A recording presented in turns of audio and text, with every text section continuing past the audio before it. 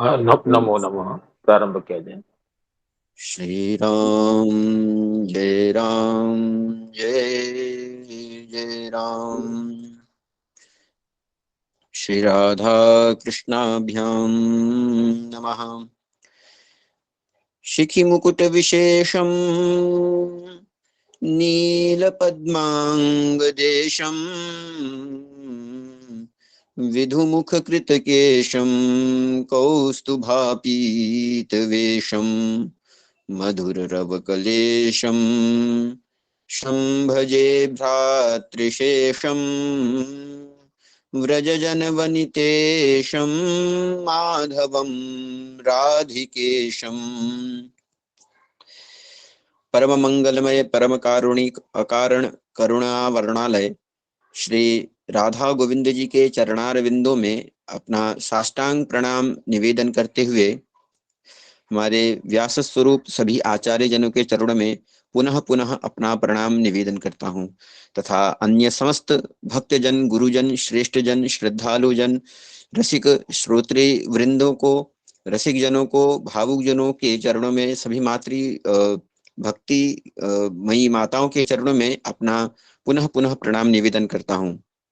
हम सभी का परम मंगलमय क्षण उपस्थित है कि हम सभी समर्थ आचार्यों के श्रीमुख से इस मानव जन्म को सफल करने के लिए भागवत कथा का श्रवण करने के लिए उपस्थित हैं। निश्चित ही भगवान की यह परम अनुकंपा है, हमारे गुरुजनों की परम अनुकंपा है कि हम इस क्षण को प्राप्त कर पा रहे हैं और यह क्षण हमें अपने अनेक जन्मों के पुण्य प्रताप से प्राप्त है। तो ऐसे क्षण को हम लाभ लेते हुए अपने गुरुजी के श्रीमुख से जो श्रवण कर रहे हैं, जैसा कि कल गुरुजी ने हमें श्रवण कराया था कि जो ये सभी भक्तिमयी स्त्रियां हैं जो कि भगवान के द्वारिका गमन के समय विविध श्लोकों के माध्यम से उनके स्वरूप का वर्णन, उनके जो जीवन में जो उन्होंने लीलाएं की उसका वर्णन, अनेक ऐसी गुह्य बातों को वे उजागर कर रही हैं जो भगवान श्री कृष्ण से संबंधित हैं। इसी प्रसंग में अनेक श्लोकों में से यदा ह्यधर्मेण तमोधियो नृपा जीवन्ति तत्रैष हि सत्वतः किल धत्ते भगं सत्यमृतं दयां यशो भवाय रूपाणि दधद्युगे युगे।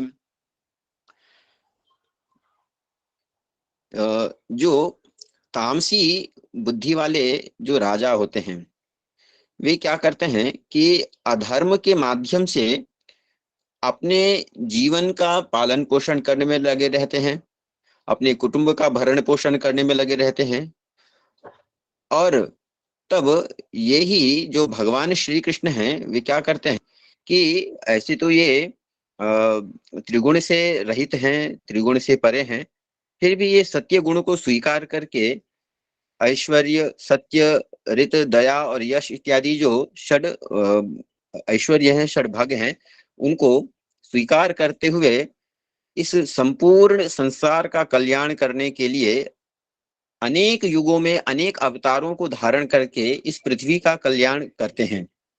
तो ऐसे ये वही भगवान श्री कृष्ण हैं। अहो अलम श्लाघ्यतमं यदोः कुलम अहो अलम पुण्यतमं मधोर्वनम यदेश पुंसां वृषभः श्रियः पतिः स्वजन्मना चंक्रमणेन चांचते। वे भक्तिमयी स्त्रियां कह रही हैं कि वास्तव में तो यह जो यदुवंश है इसकी जितनी प्रशंसा की जाए उतना कम है।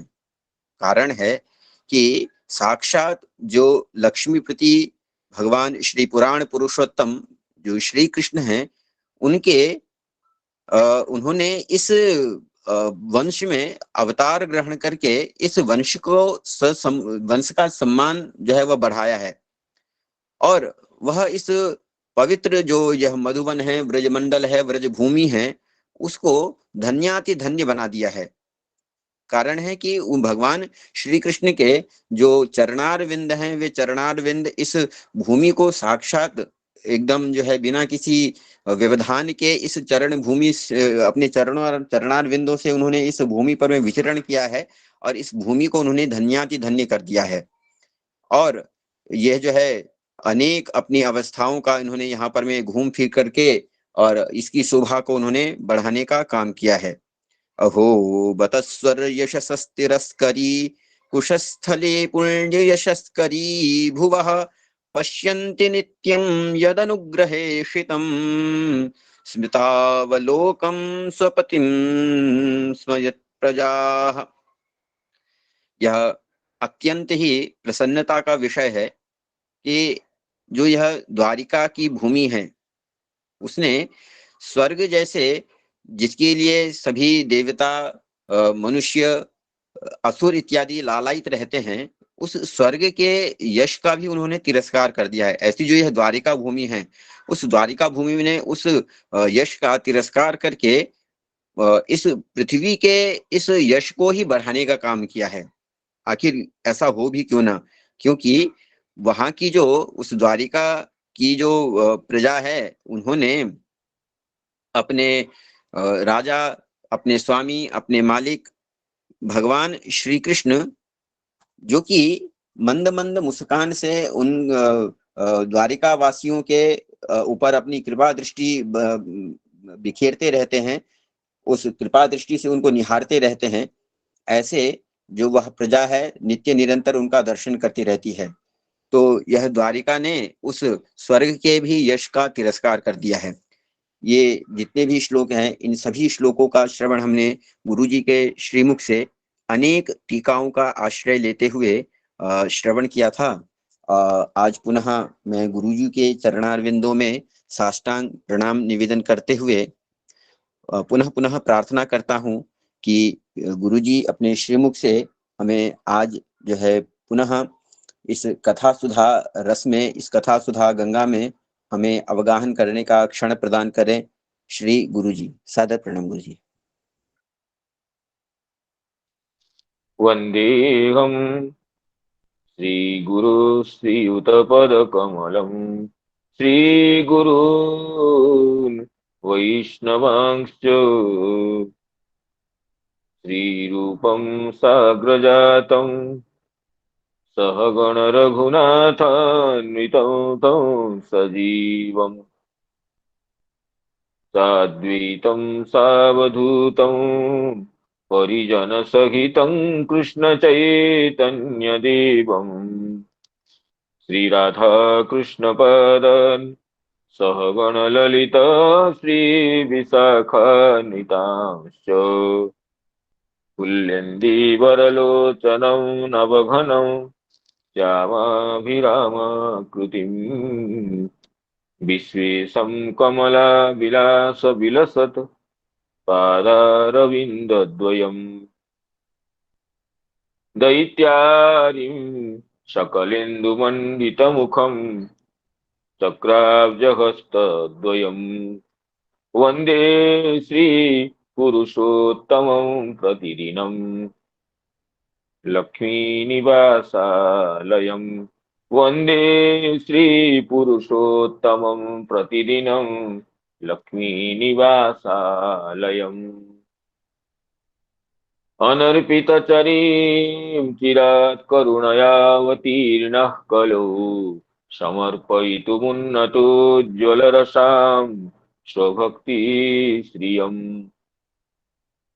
हरिः पुरटसुन्दरद्वितिकदम्ब सन्दीपितः सदा हृदयकन्दरे स्फुरतु वर्षति नन्दनः जाग्रत्स्वप्नसुषुप्तिषु स्फुरतु मे राधापदाब्जच्छटा वैकुण्ठे नरके तवा मम गति नन्यास्तु राधां विना राधाकेलिकथा सुधाम्बुधिमः वीचिभिरान्दोलिते कालिन्दी तटकुञ्जमन्दिरवर लिन्धे मनो विन्दतु रामं लक्ष्मणपूर्वजं रघुवरं सीतापतिं सुन्दरम् काकुत्स्थं करुणार्णवं गुणनिधिं विप्रप्रियं धार्मिकं राजेन्द्रं सत्यसन्धं दशरथतनयं श्यामलं शान्तमूर्तिं वन्दे लोकाभिरामं रघुकुलतिलकं राघवं रावणानिम् दक्षिणे लक्ष्मणो यस्य वामे च जनकात्मजा पुरतो मारुतिर्यस्य तं वन्दे रघुनन्दनम् यत्र यत्र रघुनाथ कीर्तनं तत्र तत्र कृतमस्तकाञ्जलिं बाष्पवारि परिपूर्णलोचनं नमत मारुतिं राक्षसान्तकम् गोवर्धनो जयति शैलकुलाधिराजो यो गोपिकाभिरुदितो हरिदासवर्यः कृष्णेन शक्रमखभङ्गकृतार्चितो यः सप्ताहमस्य करपद्मतलेऽप्यवाच्येत् जयति तरणिपुत्री धर्मराजस्वसाया कलयति मथुराया सख्यमत्येति गङ्गाम् मुरहरदयिता तत्पादपद्मप्रसूतम् वहति च मकरन्दं नीरपूरच्छलेन वृन्दावनावनिपते जय सोम सोम मौलेशनन्दन सनातन नारदेज्य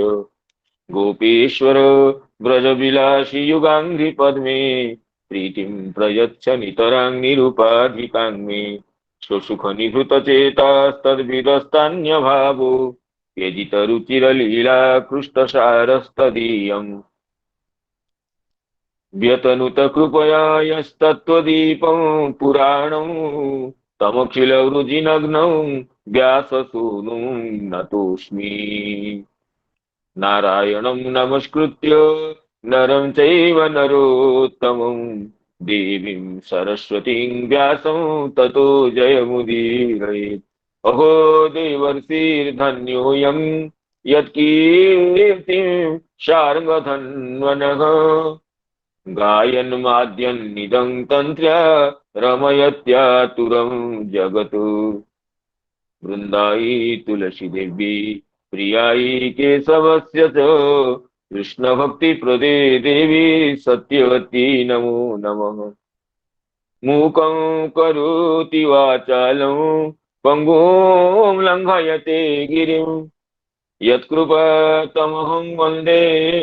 परमानन्दमाधवम्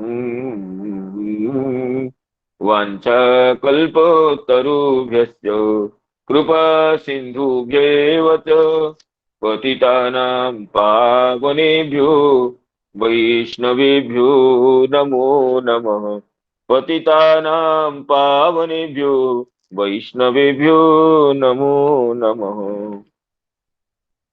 सायंकालीन श्रीमद् भागवत कथा सत्र में समवेत समस्त पूज्य वैष्णव वृंद गुरुजन वर्ग मातृवृंद और मित्र मंडली को विनम्र प्रणाम और अभिवंदन अभिवादन निवेदन करता हूं। आप सभी की अनुकंपा से यह परम पावन क्षण उपस्थित है भगवत गुणानुवाद श्रवण कीर्तन मनन करने का। तो जैसे हमारे प्रियाचार्य श्री जानकी रमण झा जी गत दिवस कथा का सारांश अत्यंत सुबोधतया उपस्थापित किए हैं वह सुतराम श्लाघनीय है। हस्तिनापुर की नारियां जैसे भगवान के द्वारका प्रस्थान के समय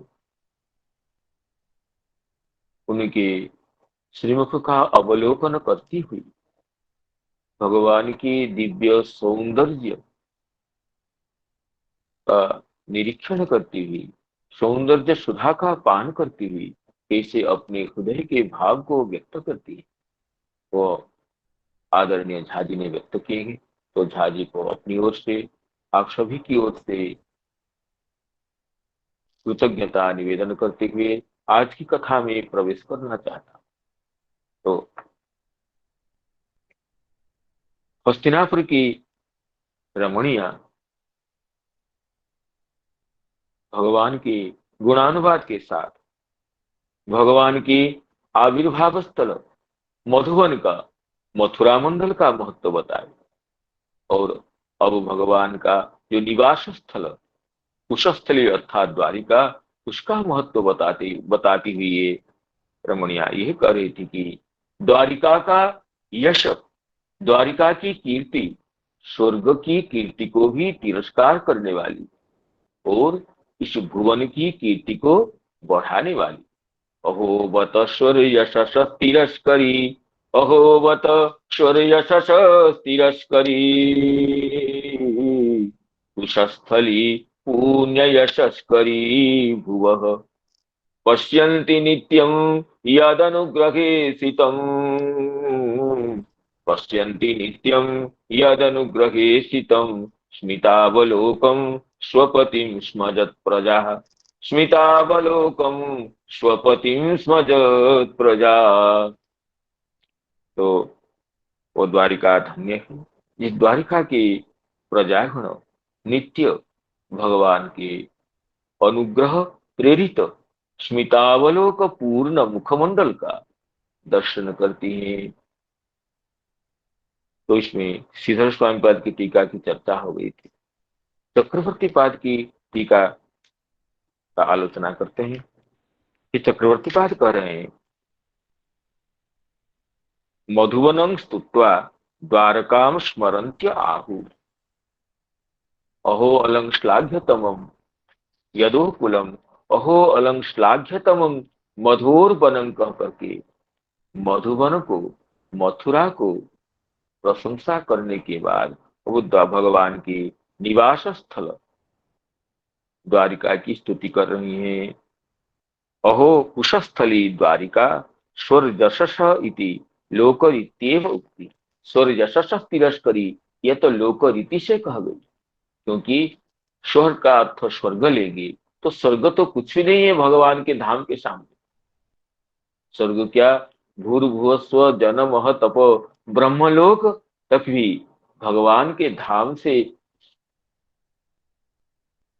भगवान के धाम के सामने इनकी महिमा कुछ नहीं है। तो स्वर्ग को तिरस्कार कर रही है, स्वर्ग की कीर्ति को तिरस्कृत करने वाली है, यह कहना तो लोक रीत्या है।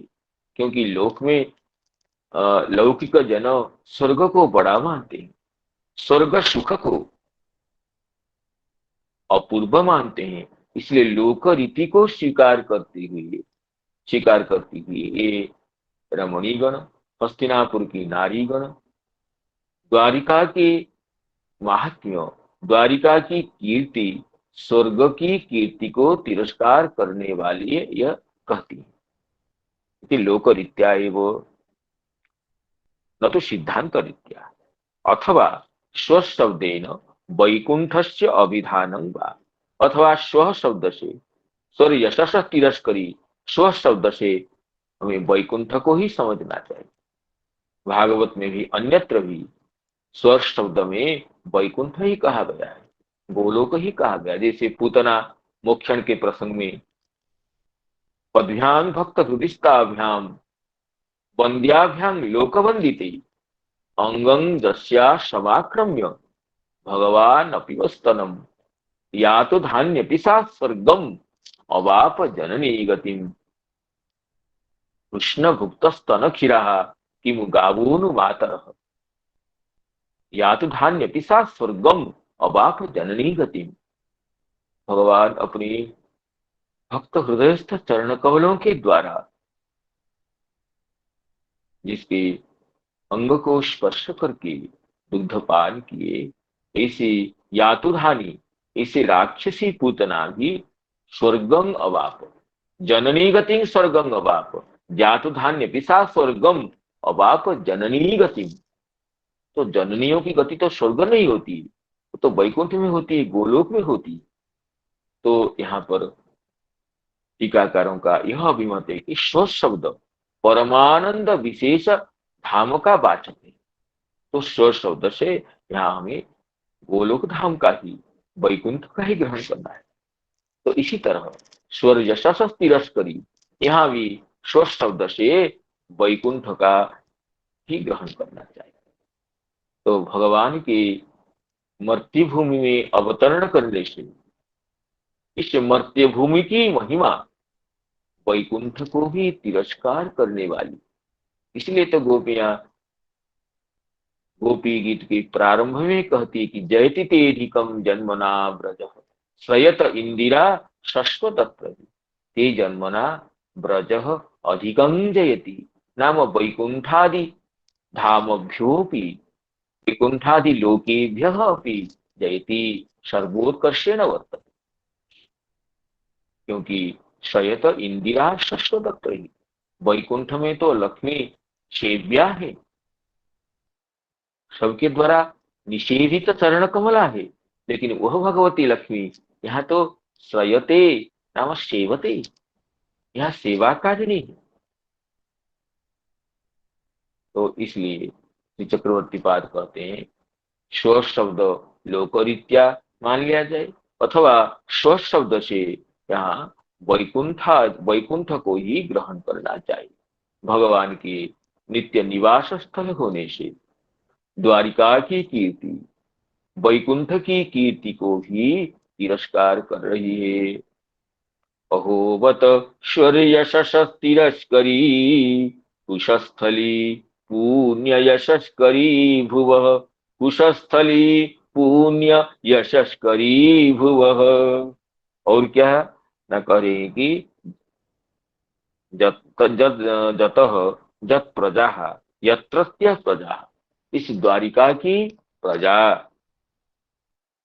स्वपतिम कृष्णम अनुग्रहेण एव ईशितम प्रेषितम सर्वसुखदानार्थम अंतःपुरात् हस्तिनापुरादि स्थलाद् वा प्रस्थापितम्। स्वपतिम अनुग्रहे सितम, अनुग्रहेण एव ईशितम प्रेषितम, अनुग्रह के द्वारा ही प्रेषित अर्थात अंतःपुर से हस्तिनापुरादि स्थलों से वा अनुग्रह करने के लिए ही जहां भगवान द्वारकेश निरंतर पधारते हैं।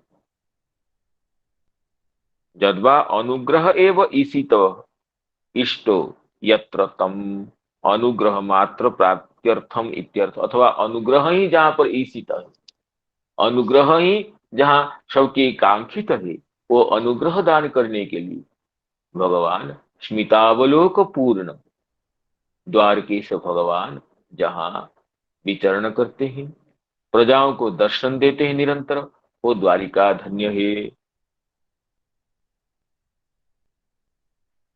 तो अनुग्रहो सितम इति पाठे स्वानुग्रहार्थम उषितम कृत निवासम, और अगर कहां पर पाठ भय रहे अनुग्रहोषितम नाम अनुग्रहार्थम उषितम कृत निवासम, इस तरह अनुग्रह के लिए ही जो निवास किए हैं द्वारिका, नैत स्वर्गे भी अस्ति इत्यर्थ। इस तरह का सौभाग्य स्वर्ग में भी उपलब्ध नहीं है। तो इसमें श्री वल्लभाचार्य जी कुछ विशेष बात कर रहे हैं, जिसको एक बार अवलोकन करेंगे। श्री वल्लभाचार्य जी कह रहे हैं एवं अचेतनानाम, कहते हैं कि अहो इति पूर्ववत अधिक अत्र विशेष वर्तते, देश प्रांत भूमि दोषाक्रांता शिकतामयी तथा स्वर्ग सशस तिरस्करी जाता।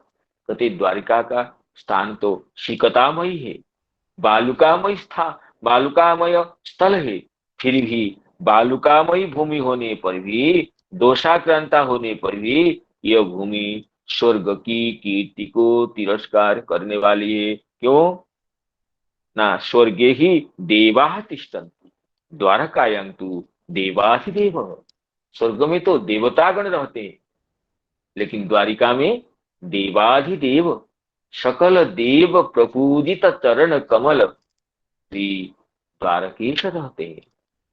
और स्वर्गे तो अप्सरस अत्र लक्ष्मी ही, स्वर्ग में तो अप्सराएं विहार करती है, लेकिन यहाँ रुक्मिणी सत्यभामा जाम्बवती लक्ष्मणा मित्रविंदा कालिंदी प्रभृति साक्षात लक्ष्मी स्वरूपा महिषीगण साक्षात लक्ष्मी ही विहार कर रही है यहाँ, जबकि स्वर्ग में अप्सराएं विहार करती है। तत्रत्यः पतंती अत्रत्यः मुच्यन्ते। स्वर्ग में जो रहते हैं, पुण्य क्षीण होने पर क्षीणे पुण्ये मर्त्यलोकं विशन्ति, मर्त्यलोकं पतंती। तो पुण्य क्षीण होने पर मर्त्यलोक में आ जाते हैं, किंतु द्वारिका में जो रह रहे हैं तो उनका पुण्य तो क्षीण होता ही नहीं है। वो तो परम मुक्ति का अधिकारी होते हैं। तो स्वर्ग में जो रह रहे हैं वो तो पुण्य की समाप्ति के बाद भूतल पर पतित होते हैं, लेकिन द्वारिका निवासी गण तो मुच्यंती, मुक्त होते हैं। ये भेद है। और क्या? सभा पारिजातादयस्तु ततएव आनीता। स्वर्ग की सुधर्मा सभा, स्वर्ग की पारिजात वृक्ष, वो तो द्वारिका में ही आ गए हैं। अपकृष्टाद उत्कृष्ट ही समानीयते इत्यादि अनंतोत्कर्ष, क्योंकि अपकृष्ट स्थल से उत्तम वस्तुओं को उत्कृष्ट स्थल में ही ले ही लिया जाता है इत्यादि रूप से उपलक्षणतया श्री वल्लभाचार्य जी कह रहे हैं स्वर्ग की अपेक्षा द्वारिका का उत्कर्ष अनंत है। किंच भुवोपि पुण्य जश जशस तिरस्करी। कहते हैं कि पृथ्वी की भी यश को संपूर्ण भूमंडल में जहां भी कुछ उत्तम स्थल है उसकी कीर्ति को तो द्वारिका तिरस्कार करती है। यथा देहे चक्षु एकदेशस्थोपि सर्वस्य ऐहिक आमुष्मिक फलम प्रयच्छति द्वारकया संबद्धा सर्वापि भू। कहते यथा शरीर में नेत्र एक देशस्थ होने पर भी, एक स्थान में रहने पर भी नेत्र संपूर्ण शरीर के लिए, संपूर्ण शरीरधारी के लिए यहलोक परलोक के समस्त फलों को तो नेत्र प्रदान करता है। नेत्र के द्वारा ही तो ये तो शरीर ही अवलोकन करता है, सौंदर्य को अनुभव करता है, जबकि नेत्र शरीर के एक देशस्थ है। एक देशस्थ होने पर भी नेत्र संपूर्ण शरीर की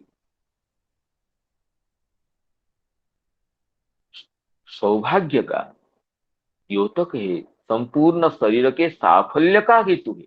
इसी तरह द्वारिका इस भुवन की एक देशस्थ होने पर भी भगवान निवास स्थल होने से संपूर्ण भुवन के, संपूर्ण भूमंडल के कीर्ति विशेष का प्रतिपादक है।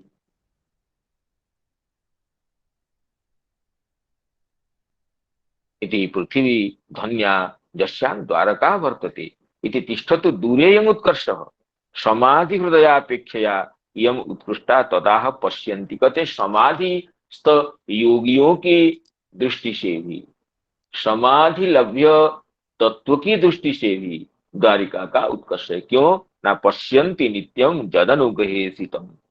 समाधो कश्चिदेव कदाचित आत्मानं पश्यति। समाधि में कोई कोई ही कभी कभी ही आत्मा का, परमात्मा का अवलोकन करता है। ये नहीं कि सभी कर सकते हैं। समाधि में कोई विरल व्यक्ति ही कभी कभी आत्मा का अवलोकन करता है। अतः सर्वदा सर्वोपि समाधो स्थिति अति कठिन। तो सबके लिए समाधि में स्थिति अति कठिन होती है।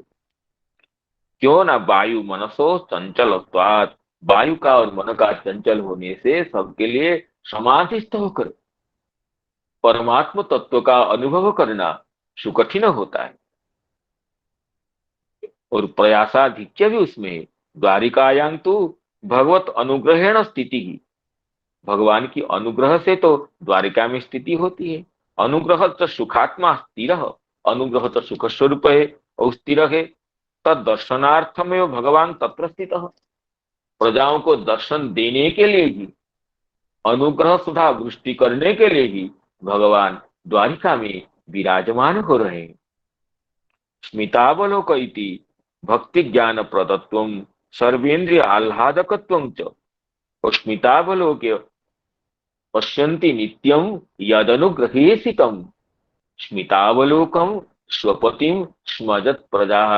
यहाँ स्मितावलोक इस कथन से भक्ति ज्ञान प्रदत्व, सर्वेंद्रिय आह्लादकत्व ये व्यक्त हुआ। स्वपति कहने से निशंकता व्यक्त हुई। द्वारिका की प्रजाओं की भगवान के दर्शन करने के लिए कोई शंका नहीं। ये प्रजागण तो समझती है कि भगवान हमारे पति है, हमारे नाथ है, हमारे स्वामी है, हमारे प्रभु है। उनको कोई शंका नहीं है भगवत दर्शन करने के लिए। निशंकता दोषा भावश्च प्रजापतिता प्रजापतिना च पाल्यता पतिपदेन तदेक गतित्व। और पश्यन्ति स्वपति कहने से जिनकी एकमात्र गति एकमात्र आश्रय भगवान द्वारके सब। इसी तरह स्वर्ग से भी द्वारिका पुरी का उत्कर्ष सुतराम सिद्ध है, ये बताए श्री वल्लभाचार्य जी। अहो वतश्वरी यशस तिरस्करी, अहो वतश्वरी यशस तिरस्करी, कुशस्थले पुण्य यशस्करी भुव, कुशस्थली पुण्य यशस्करी भुव, पश्यन्ति नित्यं यदनुग्रहेसितं स्मितावलोकं स्वपतिं स्मजत् प्रजाः, पश्यन्ति नित्यं यदनुग्रहेसितं स्मितावलोकं स्वपतिं स्मजत् प्रजा। नूनं व्रतस्नान हुतादिनेश्वरः, नूनं व्रतस्नान हुतादिनेश्वरः, समर्चितो ह्यस्य गृहीत पाणिभिः, समर्चितो ह्यस्य गृहीत पाणिभिः, पिबन्ति जा सख्यधरामृतं मुहुः, पिबन्ति जा सख्यधरामृतं मुहुः, व्रजस्त्रिय सम्मुमुहुर्यदाशया, व्रजस्त्रिय सम्मुमुहुर्यदाशया। अब द्वारिका के महत्व को बताने के बाद द्वारिका की महिषियों का सौभाग्य, द्वारिका की रागियों का परमोत्कर्ष, ये हस्तिनापुर की रमणिया प्रतिपादित कर रही है। नूनम व्रतस्नान हुता दिनेश्वर समर्पित। अवश्य ही पूर्व जन्मों में, जन्म जन्मांतरों में व्रत स्नान और हुत हवनादि के द्वारा ईश्वर समर्पित, अवश्य ही ये स्नान हवन व्रत आदि के द्वारा परमात्मा की आराधना की होगी, क्योंकि ये बार बार इनकी अधर सुधा का पान करती है, जिसके स्मरण मात्र से ही ब्रजांगनाएं आनंद मूर्छा को प्राप्त होती है। यदाशय सम्मुमुहु ब्रजस्त्रिय, ब्रजस्त्रिय ब्रजगोप्य यदाशय, यस्मिन् आशय याशांता यदाशय। नाम स्मरण मात्रेण एव ब्रजस्त्रिय सम्मुमुहु, तादृशम अधरामृतम याः महिष्यः पिबन्ति, ताभिः अवश्यम जन्मांतरे भगवान समर्पित व्रत स्नान हुतादिना, व्रत के द्वारा तीर्थ स्नान के द्वारा हवन के द्वारा भगवान की अवश्य आराधना की गई है। इसलिए तो इनको इनका सानिध्य प्राप्त है। नूनम व्रत स्नान हुतादिनेश्वर समर्पितो यस्य गृहीत पाणिभिः, पिबन्ति जा चक्षधरामृतं मुहुः, पिबन्ति जा चक्षधरामृतं मुहुः, व्रजस्त्रियो सम्मुमुहुर्यदाशया, व्रजस्त्रिय सम्मुमुहुर्यदाशया।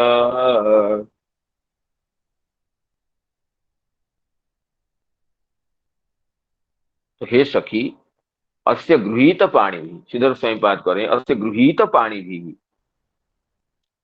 पत्नी भी ईश्वरोयम अवश्यं एव नूनम जन्मांतरेषु समर्पित। इन महिषियों का भगवान पानी ग्रहण किए हैं, द्वारकेश जिनको विवाह करके द्वारिका में लाए हैं, ये अवश्य ही जन्मांतरों में भगवान की अर्चना की है, समर्पित। जस्मिन अन्न, क्योंकि पिबंतिजा सख्यधरामृतं मुहु, जस्मिन अधरामृते आशय चित्तम जाशांता जदाशय ब्रजस्त्रिय सम्मुहु। जिन अधरामृतों में ही ब्रज स्त्रियों का आशय अंतःकरण निहित होता है, इसलिए ब्रजांगना कहती सुरत वर्धनम शोक नाशनम स्वरित वेणुना सुष्टु चुंबितम इतर रागवी स्मारणं नृणाम भीतर वीर नस्ते धरामृतम, भीतर वीर नस्ते धरामृतम। तो अवश्य ही ब्रज स्त्रियों का, ब्रज गोपियों का, ब्रजांगनाओं का आशय अर्थात अंतःकरण जिनमें निहित है, उस भगवान को ये द्वारिका की महिषियां नित्य निरंतर सानिध्य में प्राप्त कर रही है, तो अवश्य ही इनके द्वारा जन्म जन्मांतरों में, पूर्व जन्मों में भगवान की अर्चना की गई है। तो इसमें ये शीर्षक समय पर इतना ही कहें, और चक्रवर्ती पाद की जो टीका वो अवलोकनीय है। चक्रवर्ती पाद कह रहे हैं,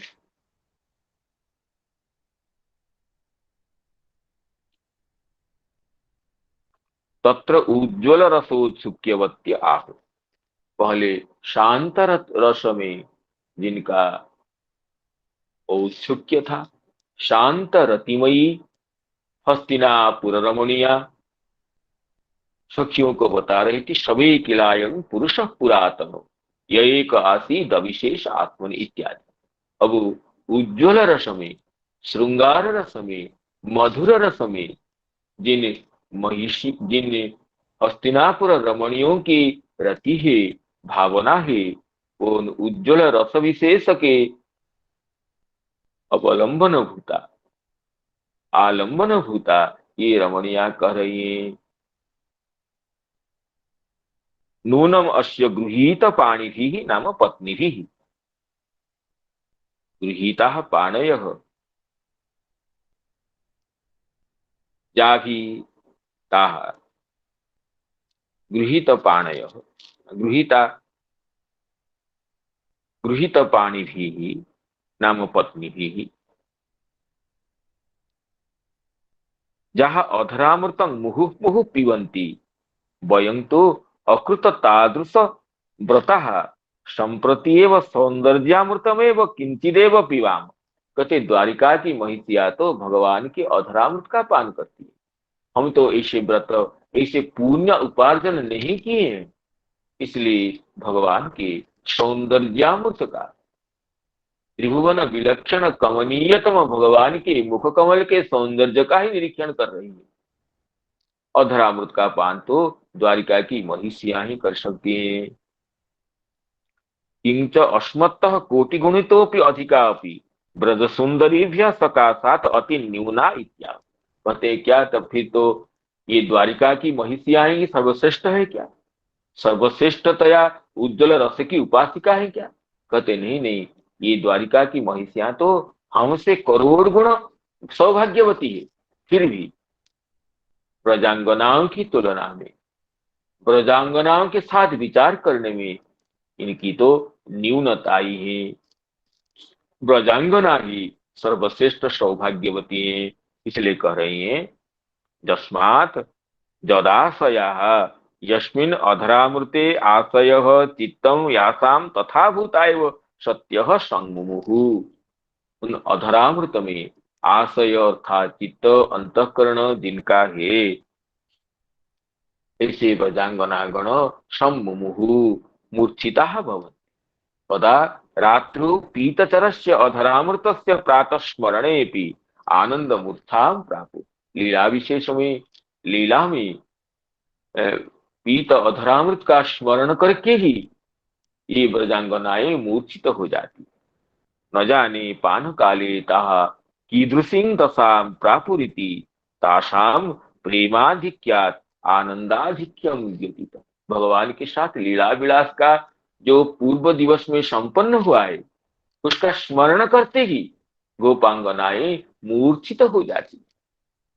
लीला विलास का स्मरण करने पर ही जिनको आनंद मूर्छा आ जाती, उस लीला के समय में वो कितने आनंद की अधिकारिणी होगी, उसको हम कैसे बता सकते हैं। ये कहते हैं, न जाने तात पान काले कीदृशिं दशां प्रापुरिति तासां प्रेमाधिक्यात आनंदाधिक्य। प्रेमाधिक्य से उनका आनंदाधिक्य। इस लीला विशेष का, लीला विलास का स्मरण करते ही, अंतःकरण में स्मरण का उदय होते ही जो गोपांगनाएं आनंद मूर्छा को प्राप्त हो जाती, तो उस लीला विशेष की सहचरी होने पर, लीला विशेष के सहभागिनी होने पर वो किस आनंद का मंदाकिनी में निमज्जित होती है, उसको कैसे बताएं। तो इस तरह हस्तिनापुर रमणीया द्वारिका महिषियों का और उससे भी अधिक ब्रजांगनाओं की सौभाग्य का निरूपण करती हैं। नूनं व्रतस्नान हुता दिनेश्वरः, नूनं व्रतस्नान हुता दिनेश्वरः, समर्चितो यस्य गृहीतपाणिभिः, समर्चितो यस्य गृहीतपाणिभिः। पिबन्ति जा चक्षधरामृतं मुहुः, पिबन्ति जा चक्षधरामृतं मुहुः, ब्रजस्त्रिय संमुमुहुः यदाशय, ब्रजस्त्रिय संमुमुहुर्यदाशय, ब्रजस्त्रिय संमुमुहुर्यदाशय। या विरजशुल्केन हृता स्वयंवरे, या विरजशुल्केन हृता स्वयंवरे, प्रमथ्य चैद्य प्रमुखानि सुस्मिनः, प्रमथ्य चैद्य प्रमुखानि सुस्मिनः, प्रद्युम्न साम्बम्ब सुतादयो परा, प्रद्युम्न साम्बम्ब सुतादयो परा, याश्चाहृता भौम बधे सहस्रशः, याश्चाहृता भौम बधे सहस्रशः। तो इसमें पुनः ये हस्तिनापुर की रमणिया कह रही है,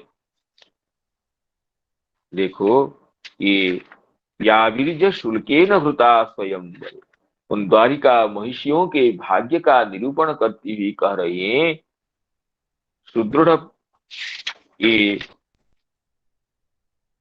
जाश्चाहृता भौम बधे, जाविर्ज शुल्केन हृता स्वयंवर, वे स्वयंवर में चैद्य प्रमुख बड़े बड़े मदमत्त राजाओं को, शिशुपाल आदि मतवाले राजाओं का मान मर्दन करके, जिनको भगवान अपने बाहुबल से हर लाए थे, वे तथा जिनकी प्रद्युम्न शांब आंब आदि तनय है, रुक्णी आदि पटरानिया, ये अष्टमहिषियां, और जाश्चाहृता भौमवधे सहस्रश, भौमासुर को, नरकासुर को वध करके उसके द्वारा बंदीकृत 16 सहस्र,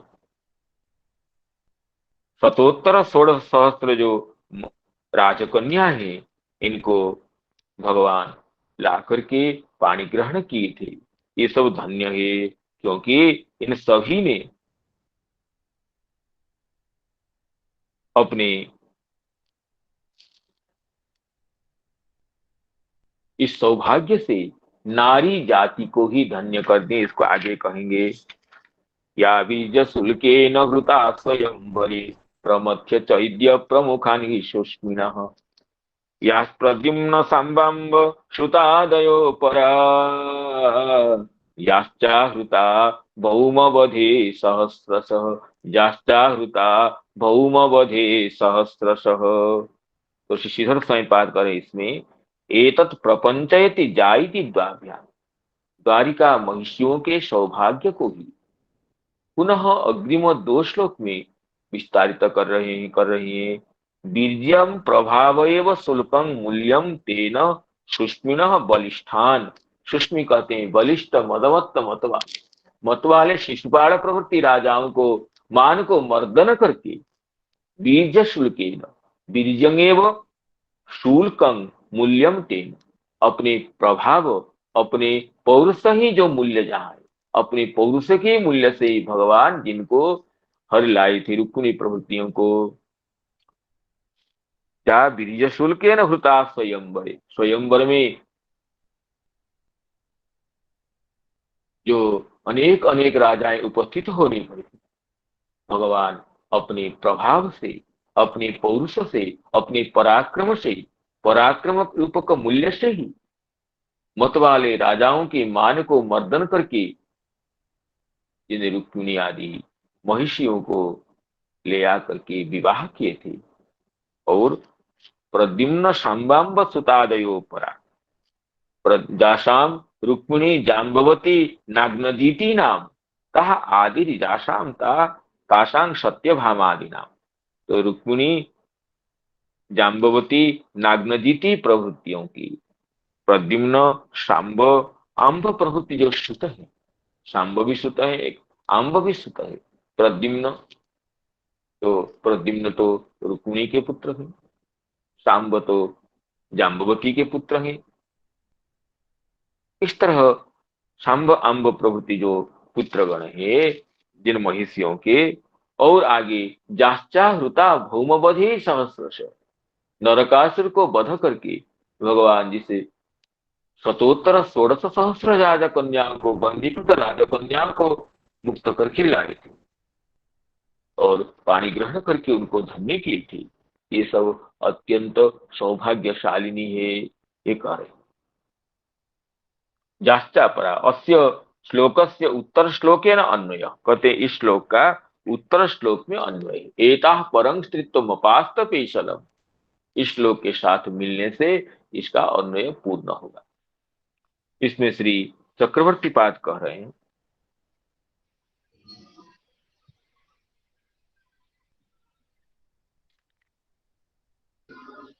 उक्तमेव अर्थम प्रपंचयति द्वाभ्याम जासामिति स्वयं तथा विधोपि।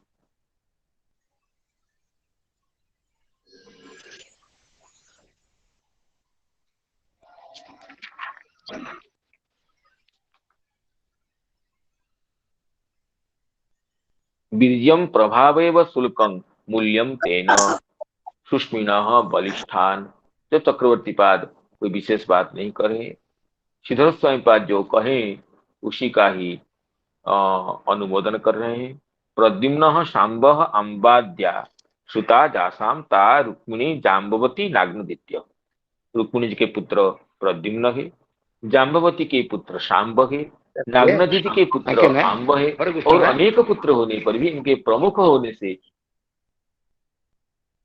इनका नामकरण किया। प्रद्युम्न शांबाम्ब श्रुतादयो परा याश्चाहृता भौमवधे सहस्रशः। इस तरह इन द्वारिका की महिषियों का जो सौभाग्य है उसका कैसे निरूपण करेंगे, इसी को आगे उत्तर श्लोक में अन्वय करती हुई महिषियां कह रही हैं, एता परम स्त्रीत्व मपास्तपे फलम, एता परम स्त्रीत्व मपास्तपे शलम, निरस्त शौचम बत साधु कुर्बते, निरस्त शौचम बत साधु कुर्बते, यासाम गृहात् पुष्करलोचन पति, यासाम गृहात् पुष्करलोचन पति, न जात्यपेत्याकृतिभिर्हृदि स्पृशन्, न जात्योपेत्याकृतिभिर्हृदि स्पृशन्, एताः परम स्त्रीत्वमपास्तपेशलम्। तो ये कह रहे हैं कि ये महिषियां एताः परम स्त्रीत्वमपास्तपेशलम्, ये महिषियां ये स्त्री जीवन को पवित्र उज्जवल बना दिए। स्त्री के जीवन में स्वतंत्रता, पवित्रता और स्वातंत्र जो नहीं है बताया गया, स्त्री जीवन को क्लेशमय बताया गया, क्योंकि इसमें पराधीनता है, पवित्रता का अभाव है, स्वातंत्र का अभाव है। इसलिए नारी जीवन को पुरुष सम्मान से नहीं देखता है, लेकिन ये द्वारिका की महिषियां तो नारी का मान को पुरुष से भी अधिक बना दिए हैं। नारी जाति का सर्वोत्कर्ष, नारी जाति का सर्वश्रेष्ठत्व प्रतिपादन करने वाली तो ये द्वारिका की महिषियां हैं, जिनके घर में भगवान नित्य निरंतर निवास करती है। किसी पुरुष का ये सौभाग्य नहीं है, किसी पुरुष विशेष का ऐसा सौभाग्य नहीं है कि भगवान को ऐसे वशीभूत करके अपने प्रेम के द्वारा अधीन करके रख सके। लेकिन ये महिषियां स्त्री जाति के होने पर भी आत्माराम भगवान श्री कृष्ण को अपने प्रेम से वशीभूत कर दिए हैं। तो ये तो केवल अपने ही चारितार्थ नहीं है, संपूर्ण स्त्री जाति का ही चारितार्थ है। जैसे वंशी के वेणु के महत्व को देख करके संपूर्ण वृक्ष जाति गर्वित होती है। वेणु गीत में कहे कि धन्यास्म मूढ़म, ये वेणु ऐसा तप पुण्य क्या है कि ये वेणु अत्यंत जड़ होने पर भी, ये वेणु ऐसा कैसा पुण्य क्या है जिसको देख करके ये संपूर्ण वृक्ष जाति, संपूर्ण वृक्ष आज गर्वित हो रहे हैं कि हमारे वृक्ष के ही एक वंश वृक्ष के निर्मित वेणु के द्वारा आज श्री कृष्ण के अधरामृत का स्पर्श कर रहा है ये वेणु। गोप्य किमाचर दयम कुशलम स्म वेणु दामोदराधर सुधामपि गोपिका नाम तुम ते स्वयं यदवशिष्ट रसंहृदिन्यो दृश्य त्वचोस्त्र मुमुचोस्तरवो यथाद्या। वेणु के सौभाग्य की महिमा को देख करके नदियां धन्य हो रही हैं। नदियां कह रही हैं कि देखो देखो, हमारे जल से सिंचित होकर तो ये वंश वृक्ष पुष्ट हुआ था, वंश वृक्ष से ही वेणु बनी है और वेणु भगवान के अधरामृत का पान कर रही है। तो ये वेणु पुरुष जाति के होने पर भी धन्य है। और वेणु के सौभाग्य को देख करके संपूर्ण वृक्ष जाति ही अपने गौरव को याद कर रही है। तरवो यथार्य, जैसे आर्यगण दूसरे के सौभाग्य से पुलकित होते हैं, तो वेणु के सौभाग्य को देख करके संपूर्ण वृक्ष जाति आज गर्वित है, नदियां गर्वित है। तो इस तरह यहाँ पर हस्तिनापुर की रमणियां कह रही हैं कि द्वारिका की महिषियों का जो सौभाग्य वो तो सर्वोत्कृष्ट है, परम धन्य है, लेकिन ये स्त्री जाति को धन्य बना दिए हैं। कोई नहीं कह सकता है कि स्त्री जाति में, स्त्रियों में भगवान को प्राप्त करने का सामर्थ्य नहीं है। एक द्वारिका की महिषियां जिस तरह भगवान को प्राप्त कर लिए, इस तरह कौन कर सकता है?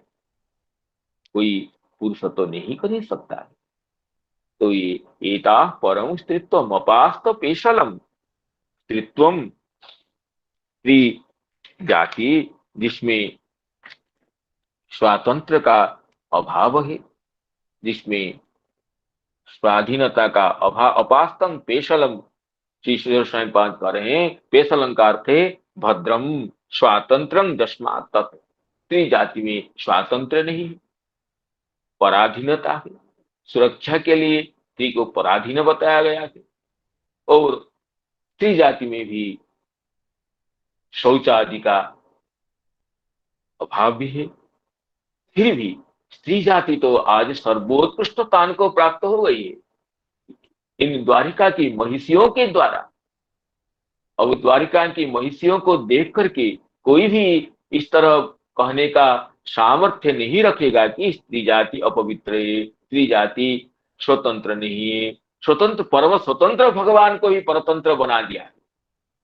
जो भगवान परम स्वतंत्र है वो भी इन द्वारिका की महिषियों के परतंत्र हो गए हैं। परम स्वाधीन भगवान, ब्रह्मादियों को अधीन करने वाले भगवान द्वारिका की महिषियों के अधीन होकर रह रहे हैं। तो कहां गया स्त्री जाति का पराधीनत्व, कहां गया स्त्री जाति का अपावित्रत्व?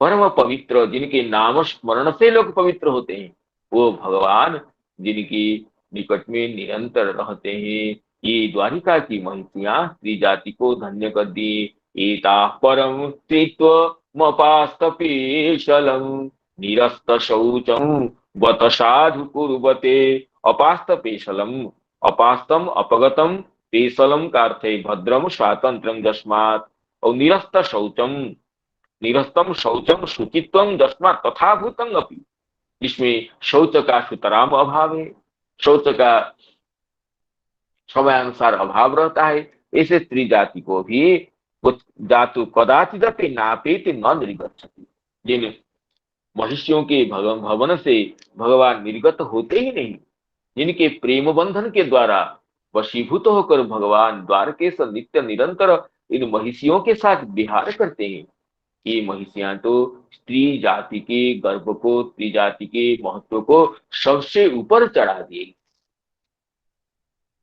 आहुति भी व्याहारी ही, आहुति भी नाम व्याहारी ही, नाम बोलते पुकारते हुए, हे सत्यभामी, हे जाम्बवती, हे रुक्मिणी, हे कौशले, हे भद्रे इत्यादि नामों के उच्चारण करते हुए भगवान इन महिषियों के गृह से निकलते ही नहीं। तो इन महिषियों की धन्यता की सीमा को क्या बताएंगे? आहुति भी नाम व्याहारी, अथवा आहुति भी का दूसरा अर्थ करें पारिजातादि प्रिय वस्तु आहरणी। आहुति का एक अर्थ हो गया आह्वान के द्वारा, दूसरा अर्थ है आहरण के द्वारा। सत्यभामा के वचन से भगवान स्वर्ग के पारिजात वृक्ष को उखाड़ कर ले आए।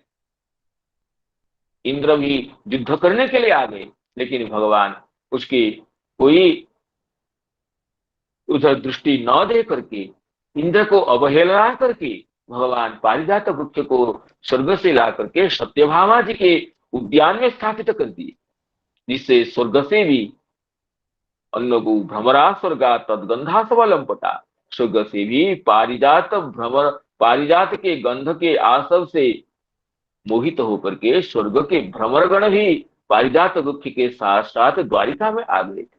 तो आहुति भी नाम प्रिय वस्तु उपहार प्रदान, प्रिय वस्तु नाम आहरणे, आहुति भी व्याहारी अथवा आहरणे।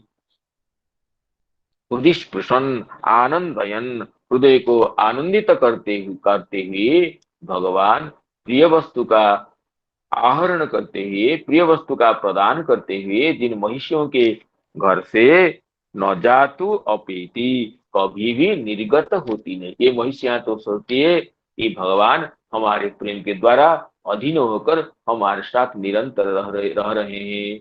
तो ये महिषियां धन्य है जो स्त्री जाति की, नारी जाति की, रमणी जाति की महत्व को स्मृति प्रवृत्ति शास्त्र में यद्यपि नारी जाति को स्वातंत्र रहित, शौचादि रहित बताया गया, लेकिन कौन मानता उसको?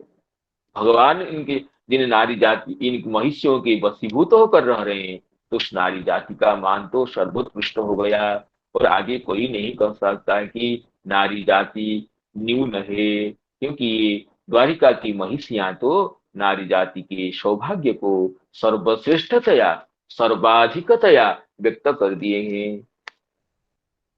एता परम स्थित्वमपास्तपेशलम निरस्त शौचम बत साधु कुर्वते, निरस्त शौचम बत साधु कुर्वते, यासां गृहात् पुष्करलोचनः पति, यासां गृहात् पुष्करलोचनः पति, न जात्वपीत्याघृतिभिर्हृदि स्पृशन्, न जात्वपीत्याघृतिभिर्हृदि स्पृशन्। तो समय की सीमा को अवलोकन करते हुए आज की कथा को यहीं पर विराम देते हैं। भगवान नामोच्चारण पूर्वक और संजात त्रुटि विच्युति प्रमाद आदि दोषों के लिए क्षमा प्रार्थना पूर्वक। हरे कृष्ण कृष्ण कृष्ण हरे हरे, हरे राम राम राम हरे हरे, हरे कृष्ण कृष्ण कृष्ण हरे हरे, हरे राम राम राम हरे हरे, हरे कृष्ण हरे कृष्ण कृष्ण हरे हरे, हरे हरे राम राम राम हरे हरे। नमो नमः सर्वेभ्यो, श्रीमद्भागवत महापुराण की जय। जय आज के आनंद की जय। जय जय जय जय श्री राधे राधे श्याम। जय श्रीपाद हरे कृष्ण प्रभु जी की जय।